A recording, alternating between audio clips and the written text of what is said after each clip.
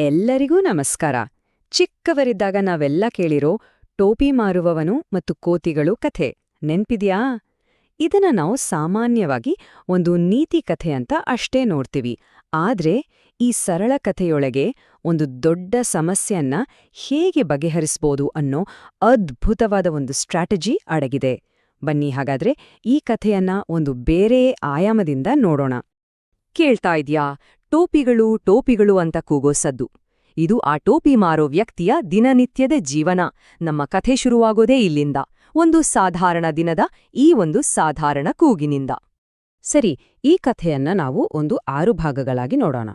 ಮೊದಲಿಗೆ ಮಾರಾಟಗಾರನ ಒಂದು ಶಾಂತ ದಿನ, ಆಮೇಲೆ ಕೋತಿಗಳ ತುಂಟಾಟ, ನಂತರ ಅವನ ಮೊದಲ ಪ್ರಯತ್ನ ಅಂದ್ರೆ ಬಲಪ್ರಯೋಗ, ಆಮೇಲೆ ಅವನಿಗೆ ಹೊಳೆದ ಆ ನಿರ್ಣಾಯಕ ವೀಕ್ಷಣೆ, ಆಮೇಲೆ ಅವನ ಅದ್ಭುತ ಯೋಚನೆ, ಕೊನೆಗೆ ಈ ಕಥೆಯ ನೀತಿಯೇನು ಅಂತ. ಹೀಗೆ ಒಂದೊಂದೇ ಹಂತವನ್ನ ಸ್ಟ್ರಾಟಜಿ ದೃಷ್ಟಿಯಿಂದ ನೋಡೋಣ. ಹಾಗಾದ್ರೆ ಮೊದಲನೇ ಭಾಗ, ಕಥೆ ಶುರುವಾದಾಗ ಪರಿಸ್ಥಿತಿ ಹೇಗಿತ್ತು ಅಂತ ನೋಡೋಣ. ಅಂದ್ರೆ ಈ ದೊಡ್ಡ ಸಮಸ್ಯೆ ಶುರುವಾಗೋಕ್ಕೂ ಮುಂಚೆ ಆ ಜಾಗದಲ್ಲಿ ಏನ್ ನಡೀತಿತ್ತು ನೋಡಿ. ಕಥೆ ಶುರುವಾಗೋದು ತುಂಬಾನೇ ಸರಳವಾಗಿ. ಮಧ್ಯಾಹ್ನದ ಬಿಸಿಲಿಗೆ ಸುಸ್ತಾದ ಆ ವ್ಯಾಪಾರಿ ಒಂದು ದೊಡ್ಡ ಮರದ ನೆರಳಿನಲ್ಲಿ ಸ್ವಲ್ಪ ಹೊತ್ತು ರೆಸ್ಟ್ ಮಾಡೋಣ ಅಂತ ಅನ್ಕೋತಾನೆ. ಆದ್ರೆ ಪಾಪ, ಅವನ ಆ ಸಣ್ಣ ನಿದ್ದೆ ಎಂಥ ದೊಡ್ಡ ಸಮಸ್ಯೆಗೆ ಕಾರಣ ಆಗುತ್ತೆ ಅಂತ ಅವನಿಗೆ ಗೊತ್ತೇ ಇರ್ಲಿಲ್ಲ.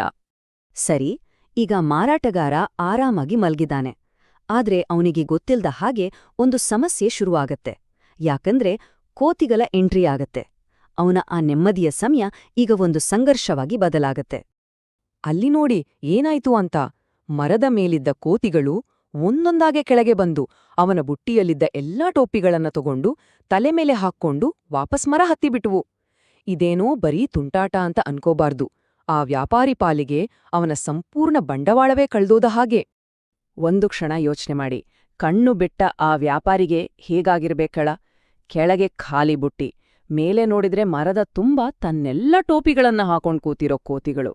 ಅಬ್ಬಾ, ಅವನಿಗೆ ಏನೂ ತೋಚದ ಸ್ಥಿತಿ. ಈಗ ಅವನ್ ಮುಂದೆ ಒಂದು ದೊಡ್ಡ ಸವಾಲ್ ನಿಂತಿದೆ.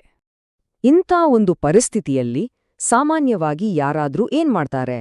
ಸಹಜವಾಗೇ ಆ ಟೋಪಿ ಮಾರುವವನಿಗೂ ಮೊದಲು ಹೊಳೆದ ದಾರಿಯನ್ನೇ ಹಿಡ್ದ, ಅದೇ ಬಲಪ್ರಯೋಗ. ಆದ್ರೆ ಆ ಪ್ರಯತ್ನ ಫೇಲ್ ಆಯ್ತು. ಅವನ ಬಲಪ್ರಯೋಗದ ಟ್ರಿಕ್ ಇಲ್ಲಿ ವರ್ಕ್ ಆಗ್ಲಿಲ್ಲ. ಅವನು ಕೋತಿಗಳ ಕಡೆ ಕಲ್ಲು ಬಿಸಾಕಿದ್ರೆ ಅದಕ್ಕುತ್ತರವಾಗಿ ಅವು ಮಾವಿನ ಹಣ್ಣುಗಳನ್ನೇ ಬಿಸಾಕಿದ್ವು.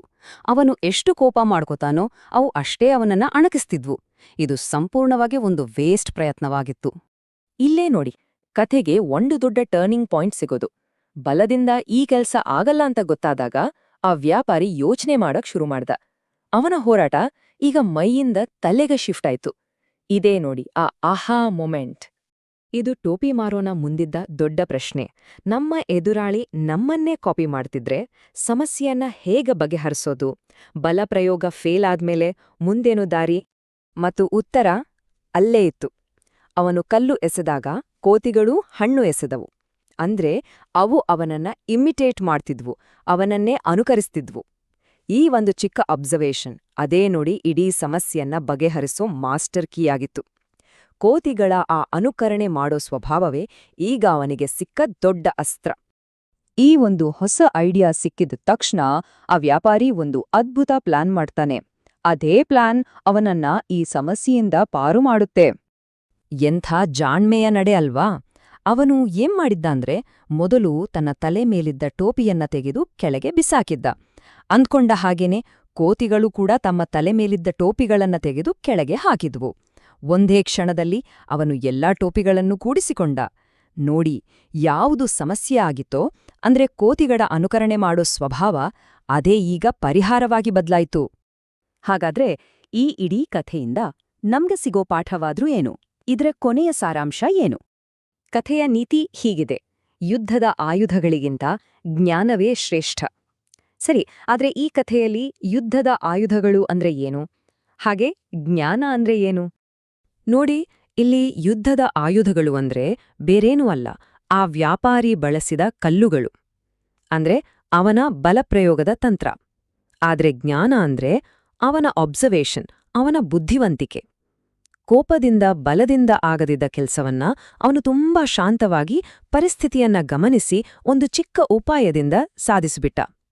ಕೊನೆಯದಾಗಿ ಈ ಕಥೆ ನಮ್ಗೆ ಹೇಳೋದು ಒಂದೇ ವಿಷಯ.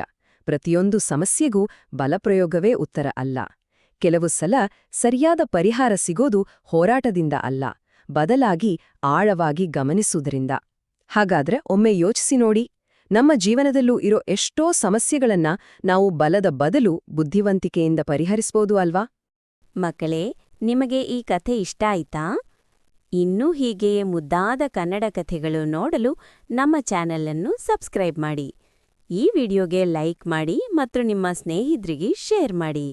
ಮತ್ತೆ ಇನ್ನೊಂದು ಹೊಸ ಕಥೆಯಲ್ಲಿ ಭೇಟಿಯಾಗೋಣ. ಬಾಯ್ ಮಕ್ಕಳೇ.